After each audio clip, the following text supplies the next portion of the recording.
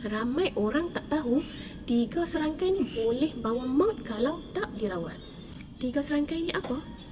3 serangkai ni ialah yang pertama, kencing manis iaitu diabetes. Yang kedua, darah tinggi, hypertension. Dan yang ketiga, kolesterol tinggi. Kalau salah satu tak dikawal, dia akan rosakkan organ penting macam jantung, buah pinggang dan juga mata.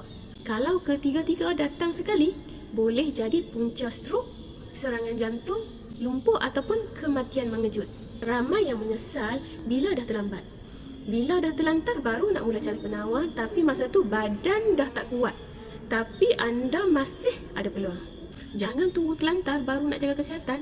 Mulakan dari sekarang dengan gaya hidup sihat dan juga suplemen semula jadi yang bantu untuk stabilkan bacaan. Nak saya bantu guide anda dengan cara yang lebih selamat dan semula jadi? DM saya sekarang sebelum terlambat.